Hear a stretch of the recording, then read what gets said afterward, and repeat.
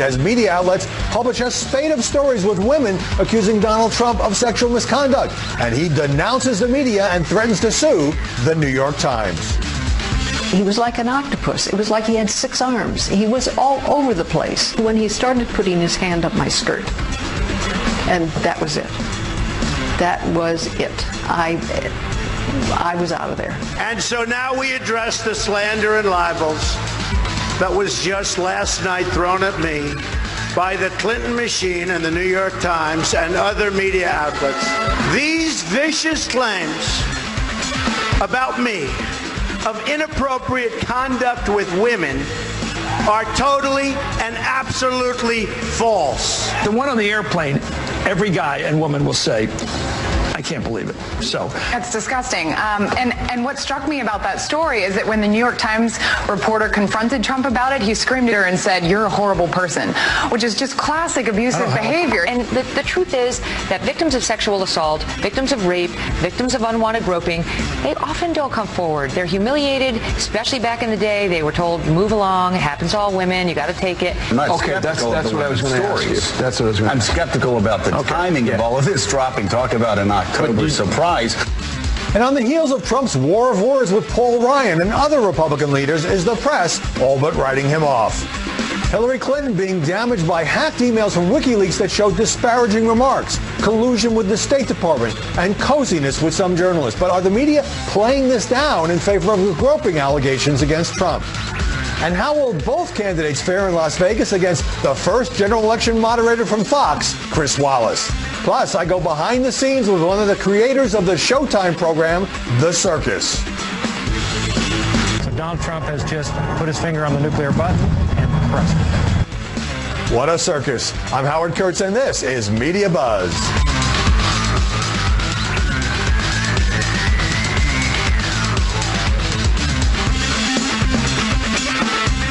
The questions about Donald Trump and sexual misbehavior that have dominated the media first erupted after that Access Hollywood tape showed him speaking about groping women, and Anderson Cooper raised it at last Sunday's debate in St. Louis. That is sexual assault. You brag that you have sexually assaulted women. You understand that? No, I didn't say that at all. I don't think you understood what was said. This was locker room talk. Now, the New York Times is quoting one woman who you saw earlier as saying Trump groped her on a plane more than 35 years ago, and another who says he kissed her on the lips 11 years ago at Trump Tower. Trump hit back hard at the reporters, bringing up a past story on his conduct toward women. Now today, the same 2 discredited writers who should have been fired from the New York Times for what they did tell another totally fabricated and false story that supposedly took place on an airplane more than 30 years ago. Former People magazine writer Natasha Stoyanov said Trump pushed her up against a wall and kissed her at Mar-a-Lago and said they'd be having an affair. This, according to her, as she was interviewing the billionaire and his pregnant wife Melania for a story about their first anniversary. And I ask a very simple question. Why wasn't it part of the story that appeared 20 or 12 years ago? Why wasn't it part of the story? Why didn't they make it part of the story? I was one of the biggest stars on television with The Apprentice. You take a look at her words. You tell me what you think. I don't think so. And on Friday, the Washington Post posted an interview with a woman who said Trump once groped her at a nightclub, and a former Apprentice contestant came forward and said Trump accosted her when she was seeking a job. The person on my right, who, unbeknownst to me at that time, was Donald Trump, put their hands up my skirt. He then grabbed my shoulder and began kissing me again very aggressively and placed his hand on my breast. I pulled back and walked to another part of the room. He then walked up, grabbed my hand, and walked me into the bedroom. Trump forcefully denying both accounts as well as the earlier ones. Joining us now to analyze the coverage, Heidi Presbella, senior political reporter at USA Today. Guy Benson, political editor of townhall.com and a Fox News contributor. And Crystal Ball, one-time Democratic House candidate, now a senior fellow at the New Leaders Council. Heidi Presbella, these stories about Trump and the women's accusations have utterly dominated the media.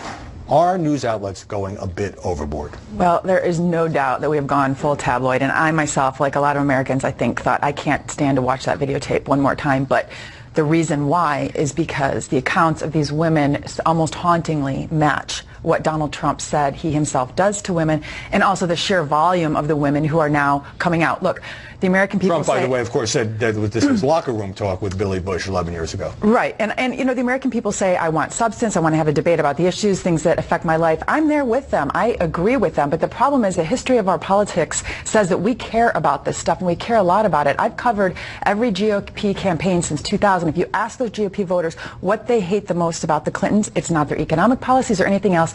It's this behavior. We brought Herman Cain down on one single allegation. And this is just something, this is part of our Benson, politics. Donald Trump says this is all orchestrated by the dishonest media and the Clinton campaign to stop him. Is that fair? And are his attacks on the accusers and the media fueling the story? I think that it's probably unfair to say that, and of course his attacks are fueling the story, but he has to defend himself. He's going to defend himself. He's entitled to defend himself. Of course. But when he says coordinated media assault, you find that unfair. There's probably some coordination here. I mean, this is all at once in the home stretch of a presidential election. Some coordination with who? I think you probably have people waiting to tell their story, and then the dam has burst now that the video came out. The biggest problem for him, aside from the allegations, some of which I think are pretty credible, is that he's on tape saying, this is what I do to women, and then women are coming forward and saying, yes, he did that to me. But let me just say this. I think it is totally reasonable to at the same time believe that this is a legitimate story that deserves coverage, and also believe that it is getting way too much coverage, especially vis-a-vis WikiLeaks and other important stories. Right. They are legitimate stories because the women are on the record. At the same time, it seems like there's no other issue. Let me read you a tweet from Trump, crystal ball, election being rigged by the media, pushing false and unsubstantiated charges and outright lies to elect crooked Hillary.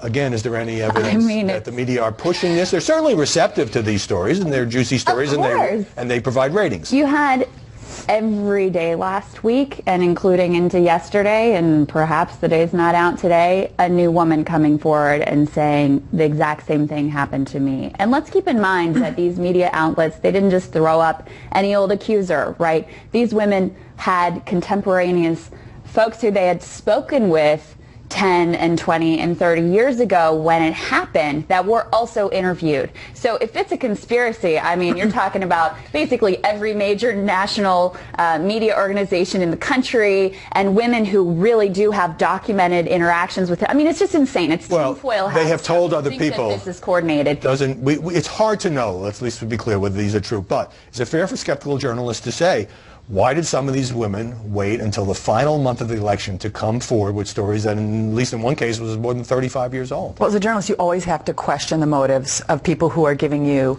information. That said, I do think the journalists, like Crystal said, have done a wonderful job in vetting these women. Like Karen Tumulty actually wrote a separate piece. She's at the Washington Post. She's at the Washington Post, saying the lengths that she had gone to vet this woman, including checking her voter registration card, including going back to the nightclub where this allegedly happened, confirming that Trump was a frequent guest at that club, that it was very crowded. You know, some of these women, yes, happen to be Hillary Clinton supporters. Others don't. That's kind of in line, you know, with the polls. And I think it's also the media's responsibility to point out that in many cases like this, we see the same dam effect when there is something at stake. Like with the Bill Cosby case, there was a lawsuit case, and then the dam broke, and all these women felt comfortable. If one comes forward, more can come forward. In one case, Guy, the Trump campaign gave to the New York Post a guy named Anthony Gilberthorpe, who was supposed to be the witness to knock down the tale of Jessica Leeds, who Trump now calls crazy. She's the woman who said she was groped on the airplane decades ago. This guy has some baggage because he went public with a claim a couple of years ago that he procured boys for sex parties with high-ranking British politicians. So the problem is when we get down into the weeds on this stuff, it gets really ugly. Yes, this entire episode is very, very ugly, as this entire election has been. And I think, again, when it goes to motive and timing and the press's coverage of both of those things, I do think it's totally reasonable and understandable, at least, for Republican voters in particular to say, oh my gosh, look at this. We are now in October of a presidential year. All of a sudden, these women who had not been heard from at all until just now, they all happen to come out at the same time. It looks like piling on. It does, but I would say on the counterpoint to that is, I think the triggering incident was a question asked by Anderson Cooper at the presidential debate saying, okay, Mr. Trump, you say this is locker room talk. What you're describing is assault. Did you actually ever follow through and act on that talk? And he denied it in front of 70+ million people. So I can understand why some women watching that might say, wait, that's a lie. He did do this to me. Let me remind you that it was just 7 days ago. I was in St. Louis waiting for the debate when Donald Trump put on Facebook Live video a press conference with Juanita Broaddrick and Paula Jones and also Kathleen Willey, three of Bill Clinton's accusers. They later appeared with Sean Hannity this week. Let's take a quick look at that. Has the mainstream media been receptive to asking you three about your stories? Oh, definitely not. Nobody? No. Nobody's asked. No. Nobody has asked. The New York Times never called you? No. Not until we went into the Trump spin room. Now, a number of journalists, Crystal Ball, came out and said they had contacted some of these women and were not able to reach them, and others have been interviewed, and of course this goes back to the 90s. So if the Trump campaign's position in the press is that it is unfair to quote all these women accusing Donald Trump of various kinds of misconduct, sometimes it's kissing, sometimes it's something far worse, what about the fact that Trump himself is trotting out Bill Clinton's accusers as he did at that news conference? Well, it just undermines their argument, A, that allegations from the past shouldn't matter, and B, that these women should just be discarded and not listened to. And in terms of, in terms of the timing, in terms of how the news media has covered the stories regarding Bill Clinton, this was extensively covered in the 90s, and the news media typically covers what's new. And there have been stories, by the way, large stories in the Washington Post and the New York Times, going back over these allegations and trying to sort fact from fiction. I just want to note something really quick. Juanita Broaddrick took years to come forward. Right. She said the reason why was because he's a powerful man, and she was afraid about the kind of influence he had. And this is the same thing with a lot of these women. For women, and many women never come forward because of that exact dynamic. But that also lends credibility to Juanita Broaddrick. And I was sitting in the media room at that debate in St. Louis while this live event was happening on Facebook with these Bill Clinton accusers, and I could feel the sense around me, people talking about it, media members saying, isn't this so unseemly what Trump is doing? I'm like, well, how about the accusations against Bill Clinton? Right. Well, Broaddrick once gave a deposition saying that no rape had taken place, and this was untrue. But this is thing. We're talking here about 1978, and in Trump's case, we're talking about stuff that goes back 35 years. Now, we've got a debate coming up in Las Vegas, moderated by Chris Wallace, the first Fox journalist to do that in the general election. Let's take a brief look at his conversation with Bret Baier. You haven't seen anything like this. No, because I've never seen a candidate like Donald Trump. That's what makes this so fascinating, and it's what's made the debates, and you know this from the three that we did, so challenging. So what's the challenge for Chris Wallace, particularly with all these personal allegations swirling around that, of course, he's going to have to deal with in some form? That he's going to try to have a debate about substance, but he's got to answer these allegations. He's got to get Trump in a way that no journalist has to kind of drill down on this, but also with Hillary Clinton to drill down on WikiLeaks, because she hasn't, some of the most damaging stuff in there she hasn't had to really answer for. And I think, though, he has a good template, Howie, from the past debate, which is that it is good, and Chris has said this all along, it is good to allow the candidates to just engage each other and not completely try and stop and fact check him, but to step in on the big stuff. Let me put up the Time cover, which is complete meltdown, and on the other side you'll see this graphic when it comes up. We have a Time cover from a few months ago where it was just meltdown, so now he's totally a puddle. And Guy, here's a lead from Politico. With 26 days left in an election campaign, he now has a minuscule chance of winning. Donald Trump is in full black helicopter mode, meaning he's peddling conspiracy theories. So the coverage in alleged news stories is really turning against him. Yes. Shockingly, we get to the general election, and the same media that lavished billions of dollars of free, overwhelmingly positive airtime during the Republican primary turns on the Republican nominee and is pounding him every single day. He gave more interviews than any other Republican candidate. I have to point that out. But they also carried his rallies live. But this whole business of Trump being, he has no chance to win. Washington Post ABC poll out today says 4-point lead for Hillary Clinton. It's still tight, folks. Email us, mediabuzz@foxnews.com. Stick to the media. When we come back, Katrina Pearson responds on behalf of the Trump campaign. And later, is the drip, drip, drip of hacked emails hurting Hillary Clinton, or is the press playing it down?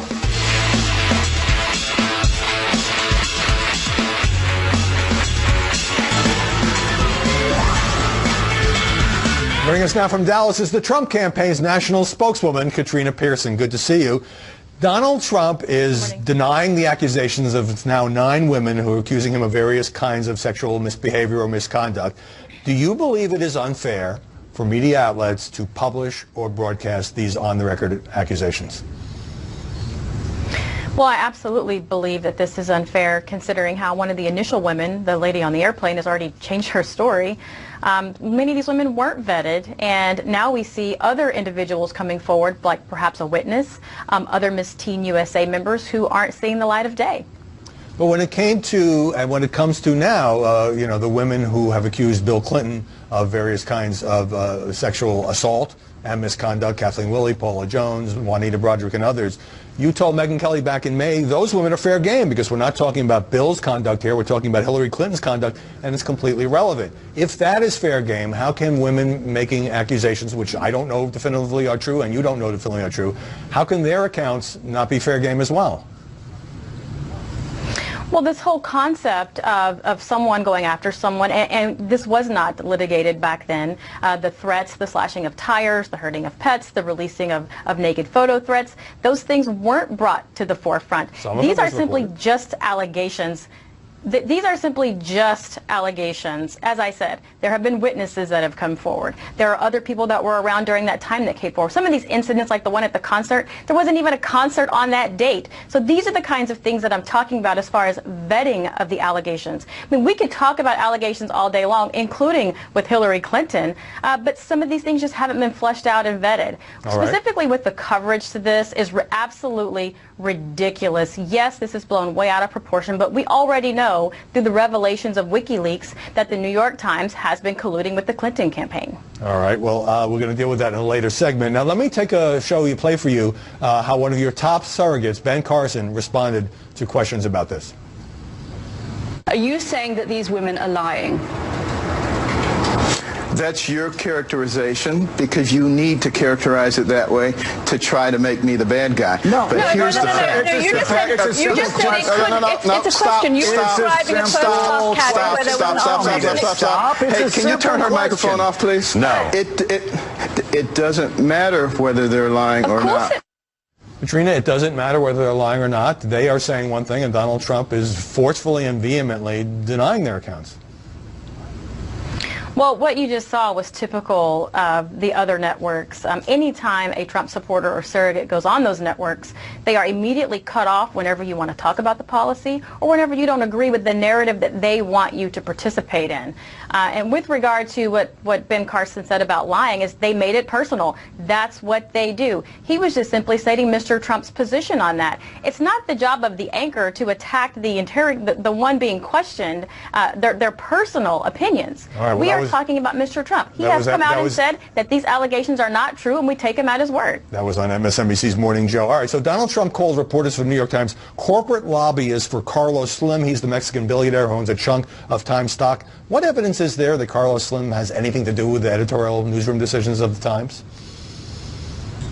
Well, I think that's a great job and task for journalists to find out. This is also something that we've seen a lot. There are personal vendettas against Mr. Trump, and specifically with one of the allegations of the women that recently came forward with regarding her restaurant. Mr. Trump has had to release emails of some of these women accusing him of either being a sexist or doing inappropriate things, or just as recent as April. She was praising him and wanting him to come visit her restaurant. Now, if you've been sexually assaulted by someone, why all of a sudden is this a revelation 23 days out from an election? All right, I've literally got 20 seconds, but with Trump saying the corporate media are against him and that global special interests are against him, some critics are saying rigged election, that he's peddling conspiracy theories. Well, it's not a conspiracy. WikiLeaks has already released documents showing Hillary Clinton has a very public opinion when it comes to the global banks versus her private opinion in helping them, as well as the media colluding against Mr. Trump. This has all been revealed in WikiLeaks, and the reason why we're not talking about it is because they'd much rather try to crucify Mr. Trump in the art of public opinion. All right. Katrina Pearson, thanks as always for joining us this Sunday. Great to be here.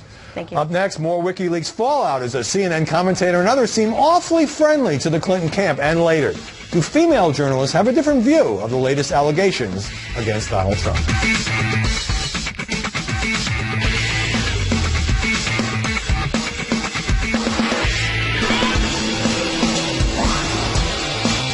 Those who say some media folks are too cozy with the Clinton campaign just got some new ammunition based on the batches of hacked emails disclosed by WikiLeaks. Donna Brazile, who was a CNN contributor last March, as well as the DNC's vice chair, sent an email to Hillary's campaign the day before a town hall forum. From time to time, I get the questions in advance. Here's one that worries me about HRC. It involved the death penalty, with Brazile citing these statistics. 156 people have been on death row and later set free. Since 1976, 1,414 people have been executed in the U.S. And here is what was asked at that forum by TV1's Roland Martin, who, as it turned out, had emailed his questions in advance to CNN. Since 1976, we've executed 1,414 people in this country. Since 1973, 156 who were convicted have been exonerated from the death row. Brazile, now the acting Democratic chair and on leave from CNN, told me she was flabbergasted by this, that she never got town hall questions from CNN, but she couldn't explain the reference to advanced questions in her email. And CNN is now pointing the finger at its partner TV1 for the apparent leak. CNN anchor Jake Tapper calling the whole episode horrifying and unethical. The WikiLeaks dump also includes John Harwood, CNBC's chief Washington correspondent, who drew plenty of negative reviews last year for the way he treated Donald Trump as a debate moderator. Let's be honest. Is this a comic book version of a presidential campaign? Now we learn that weeks after that debate, Harwood ripped the Republicans in an email to Hillary Clinton's campaign manager, John Podesta. Quote, I imagine that Obama feels some sad vindication at this demonstration of his years-long point about the opposition party veering off the rails. I certainly am feeling that way with respect to how I questioned Trump at our debate. And in a message to Podesta after the Clinton email scandal broke, Harwood included in a tweet he had posted, set aside process. If there's any specific plausible suggestion of nefarious email Hillary Clinton was trying to hide, I haven't heard it. Harwood declined to comment, but reporters like him attempt to build relationships with campaign officials to get scoops and interviews. And Harwood did try to book Podesta for CNBC. Ahead, NBC getting ready to dump Billy Bush over that Access Hollywood tape as he being made a scapegoat. But first, the accusations against Donald Trump of fueling some journalistic soul-searching among women who've had first-hand experience with sexual harassment and assault. We'll look at that in a moment.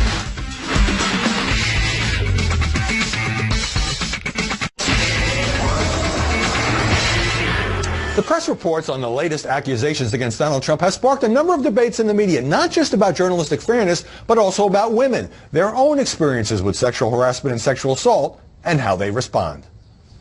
Ironically, Mika's had experiences with some people who right now are going out and being very self-righteous, and with leaders of news organizations that are going out being very self-righteous, and by journalistic guides who are being very self-righteous over the past several weeks. I had experiences like that in Washington. I was a page on Capitol Hill. My parents prepared me for men like this.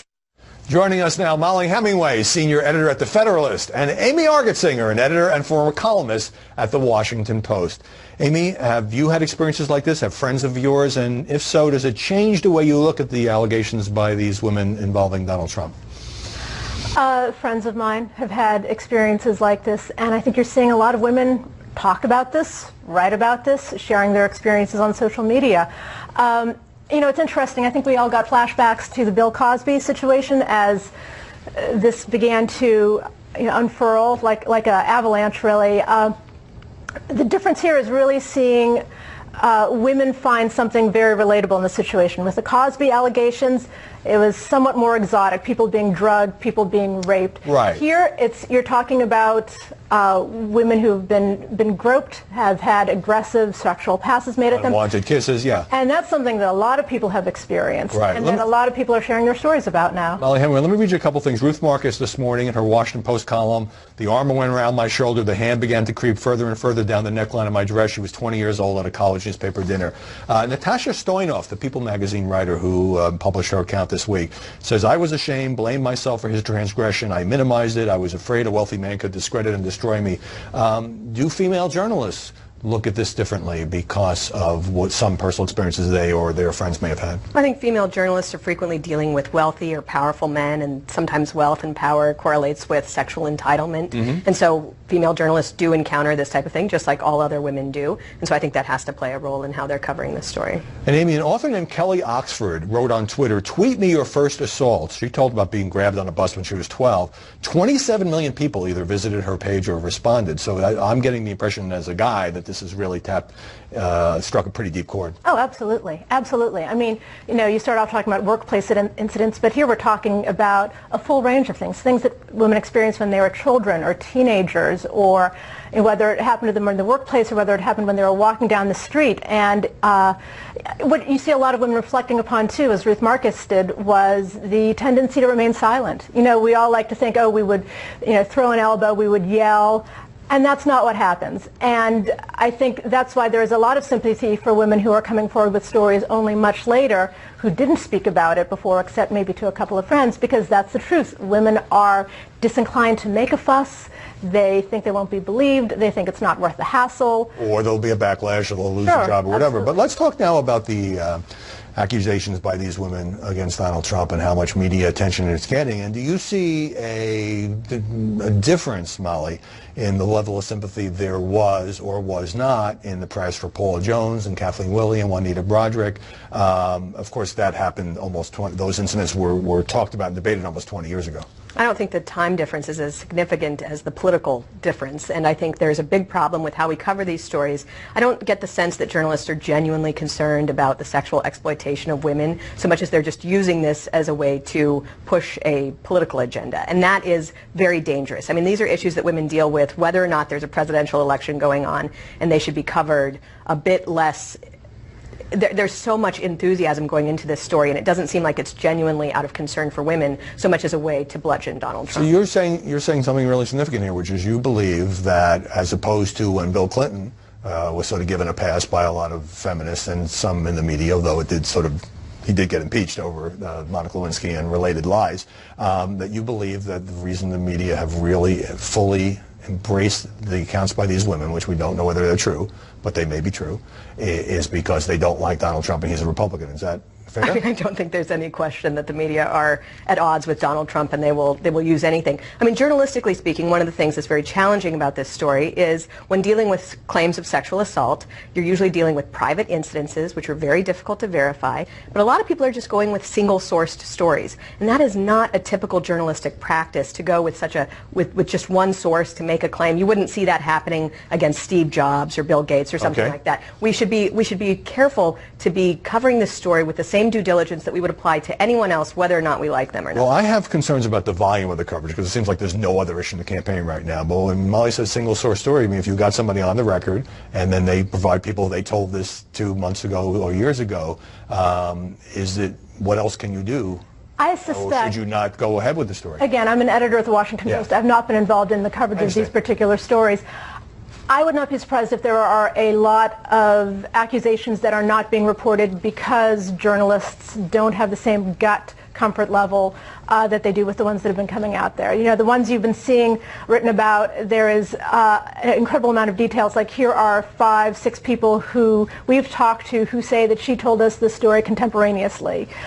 You know, a full disclosure. Here are the various legal problems she's had in her past. Here's her voter registration. Or she's a Hillary Clinton supporter. You do see attempts to do this, but I mean, the truth is that the nature of these crimes is that it is going to be one word versus another.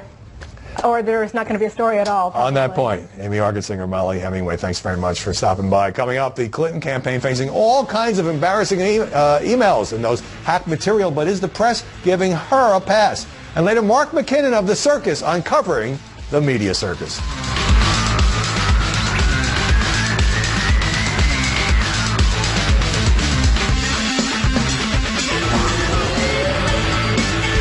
Plenty of troubling and embarrassing revelations in the hacked Clinton campaign emails that are still being dumped out by WikiLeaks even this morning. These include Hillary aides making disparaging remarks about Catholics, about Latinos, about the head of the NAACP, and in one case, getting information from the Justice Department about an upcoming hearing on the email scandal. Is this drawing enough media scrutiny? We're back with the panel.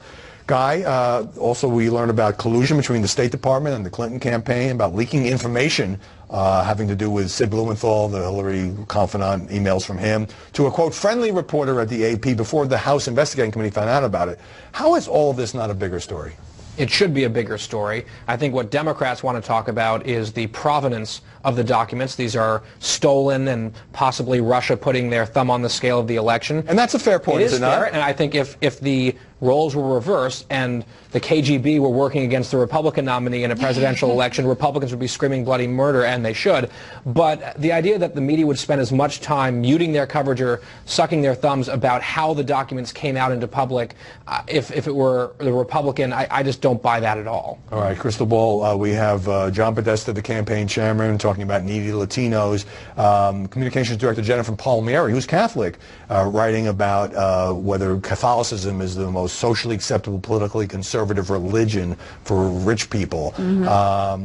How is it that, are these routine political embarrassments, or has the press made a judgment that it's not that big a deal, or is it something else? I think the press has made a judgment that there are only so many hours in the day and only so much space in the paper. And therefore all those hours in space has to be devoted to Donald Trump's problems? Well, when you have a new woman coming out alleging sexual assault every single day, when you have a massive October surprise every single day, and these things were covered, and if you look in the papers today, they actually are covered fairly extensively. In the papers, very little on television, however. But I think that's true. That is true, because these are salacious claims and they get ratings, to be totally frank. But also, if this was any other election, if this was even the primary campaign, you would see a lot more coverage because it was a more normal season. Now you have things that are outlandish and unprecedented every single day. And by the way, the Russia piece of this is outlandish and unprecedented, and that part is also being undercovered. It's scary as well. Yeah. Heidi Presbella, there's even political stuff in here. I just came across this one. Neera Tanden, Hillary advisor,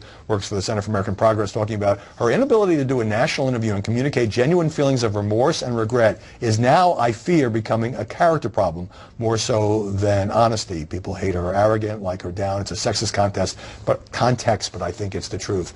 So you've looked at a lot of these. Do they deserve more media attention?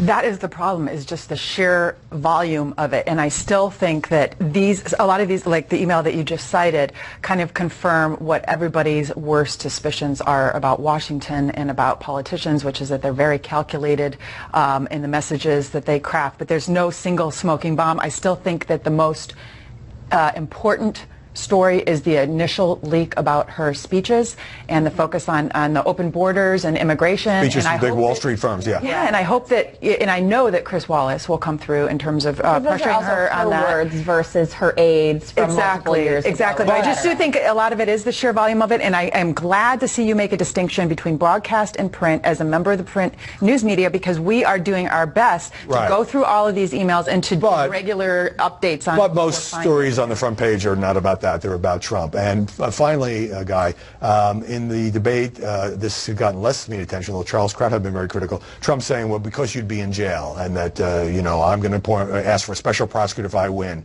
to go reopen this FBI investigation. Do you think that's a significant story or political rhetoric? Well, I think that you saw Democrats demanding that Senator Tom Cotton potentially get thrown into prison for the letter that he wrote to the Iranian regime about the Iran deal. You're saying they all do it. I think this happens on both sides, and I think the fainting couches from the press over that, especially Trump talked about a special prosecutor. He wasn't talking about unilaterally throwing someone. All right, he said special prosecutor, but then he said you'd be in jail, which is different and circumventing the are out of time. We're out of time. Thanks, panel. After the break, former Bush and McCain strategist Mark McKinnon on the tabloid turn in this race. You might even call it the circus.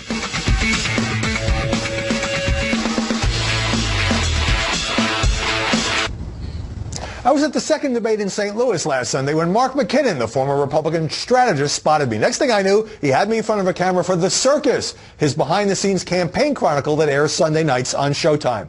And I was asked about the just-released Access Hollywood tape of Donald Trump and Billy Bush that was dominating the coverage. There's really no question this was a very disturbing and damaging tape for Donald Trump to come out from 2005. But in the last few days, it has not only been the dominant story of the campaign, it's been the dominant story of our lives. Everyone is talking about it. You cannot get away from it. It's on minute after minute after minute. Forget the hurricane, forget Hillary Clinton. I think there's some media overkill going on here. We'll see if I make the cut. I spoke to McKinnon earlier from New York. Mark McKinnon, welcome.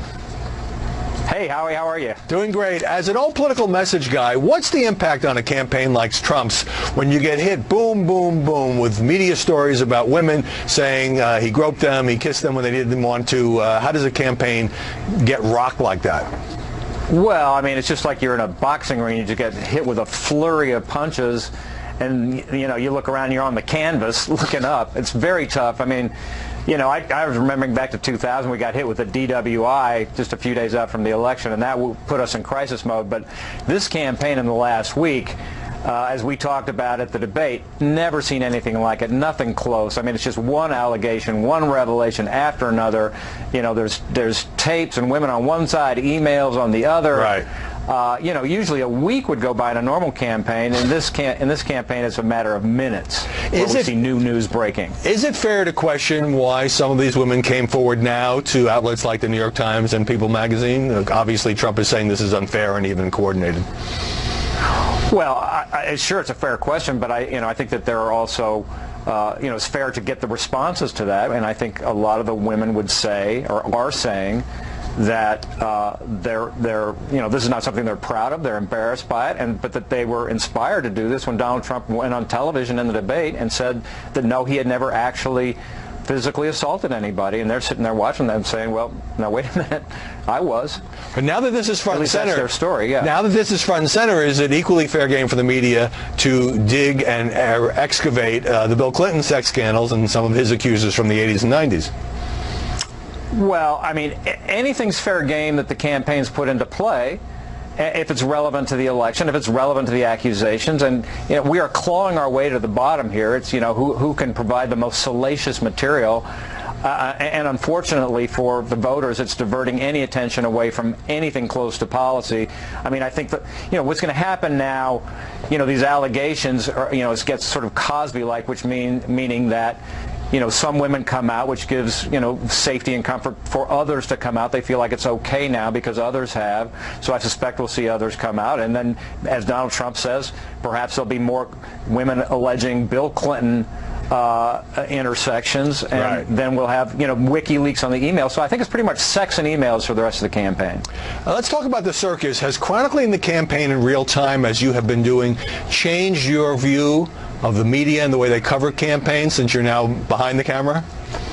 It's been fascinating, Howie. As you know, I've been on the other end of the camera, but I've always thought that there were fascinating things going on in particularly presidential campaigns, behind the scenes, characters, drama, humor, pathos that the public never sees, including, by the way, not just the campaign behind the scenes, but the media behind the scenes. And we had a great show last week where we were behind the scenes at Fox with Megyn Kelly, showing just how stressful that is, and I discovered that it's as stressful doing what you guys do as what we do in the campaign. So I could have told you that. That's not a revelation to me. But well, when you worked for George W. Bush and John McCain, I'm sure you felt you weren't always getting a fair break from the media. Do you think now, looking at it from both sides, political operative and now a media guy yourself, that there is a decided, marked liberal bias in the way the press covers these campaigns? I've always felt, Howie, that there is a bias toward conflict, that the press just gravitates toward conflict. But listen, I know not just, I know anecdotally, but also from all the people that I've dealt with, that I don't know the number, 75% or more of the press are probably Democrats, and it's hard to, it's hard to cover some inclination that you have. But this is the big leagues, and Republicans know going in what, we knew, George Bush knew that there was a bias against him, and we just dealt with that. I mean, you don't whine about it, you don't complain, you don't call the refs on it, you just go out there and put your best team on the field and give it your best shot. A good philosophy for political campaigning. Mark McKinnon of The Circus, obviously having a good time. Thanks very much for joining us. Kick it hard, Howie. Thanks. Still to come, there's another big loser tossed aside by the Trump tornado this week, Billy Bush.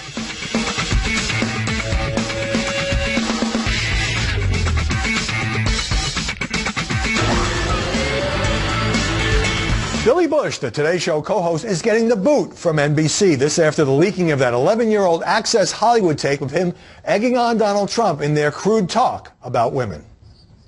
She's your girl's hottest in the purple. Whoa. Yes. Whoa. Yes, the Donald has scored.